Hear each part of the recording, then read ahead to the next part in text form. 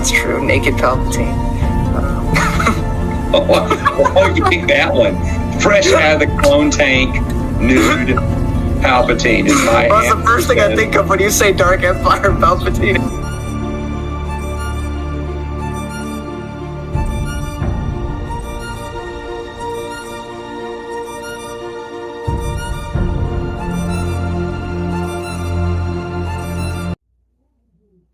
Hello everybody, and welcome to my non-spoiler review of Malazan, Book of the Fallen 2, Deadhouse Gates. I did my spoiler thoughts as I was going through it. It's a slow book, and I'll be honest, not all of it really landed with me. However, when it did, it really, really did. Stephen Erickson is a master when it comes to prose and writing, and Mappo and Ikram are two incredible characters that I don't want to say anything about, but you need to read them. Their friendship, it almost, I mean, it's far more tragic and less hopeful, but it reminds me, just in terms of, it's not romantic, it's just purely platonic, but the closeness of that bond reminds me of Samwise and Frodo. But Malazan, Book of the Fallen, what is the book 2 about? Everything you thought you knew about the first book, throw it out the window. We're in a whole new continent. We're in 7 cities. We've got a whole new cast of characters, though we do have some returning. Those being Calum, Fiddler, Apsalar, Crocus. And that's it, baby. Oh, and I guess Shadow Throne. But that's about it. This book deals with some heavy things. It is uncomfortable and real. And not everything's happy, sunshine, rainbows.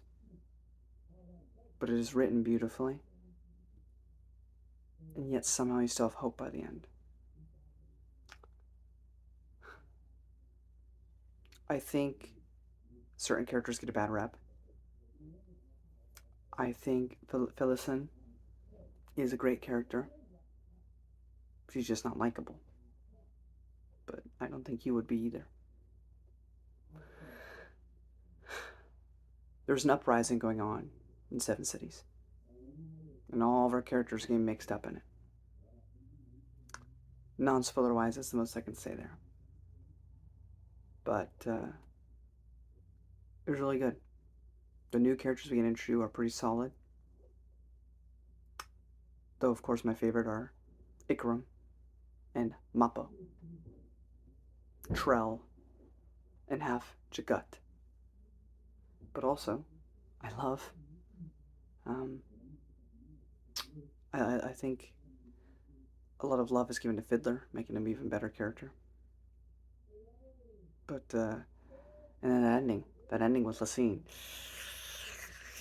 No spoilers, but yeah, that's some good stuff. Anyway, if you're still not feeling it, I completely get it. And it's an investment. It is such a huge investment, you know. There's already 800 pages. Next one's 1,000. You want to read all that? I know it's a lot. But if you're still not convinced, try the next one. If you're still not feeling it, then I understand. But you gotta go up to book 3. But I think Deadhouse Gates is far superior to Gardens of the Moon in terms of you're a little less confused. Yes, you're in an entirely new setting, you gotta relearn everything. But the way it's delivered is a lot easier to comprehend. It's not as confusing as Gardens of the Moon. Gardens of the Moon just kind of throws you in. But Deadhouse Gates kind of introduces things a little bit better. There's still going to be parts you just have no idea what the hell's going on, because it's not going to be answered till later. But at least there's enough here where you can kind of like, if you're paying attention, you're generally like, I got this. I'm okay. I never felt like I don't even know what's happening. It also feels a bit more grounded. There's still magic and a lot of crazy things happen, but for some reason, Gardens of the Moon feels like an anime, where like every other page is something crazy is happening. But in this one, everything's a lot more toned down.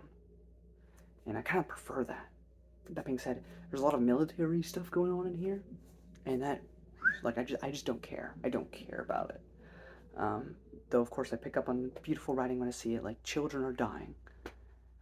That quote, the whole thing, burned in here. As I said, there's a lot of military stuff going on that just, I don't remember a single thing about it.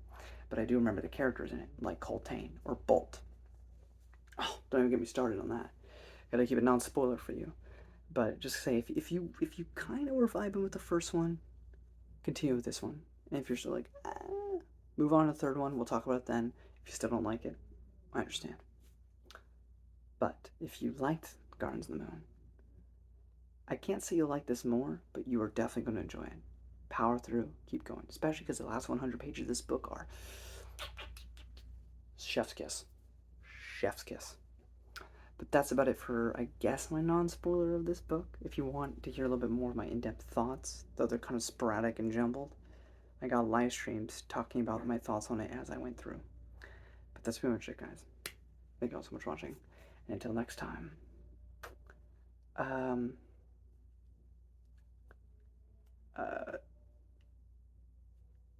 what should I say here? Subscribe and get ready for more content, or you're gonna have no hands like Herberock. So you better. Okay? So you can hear me talk about Memories of Ice. Or lose your hands. Remember that. Till next time.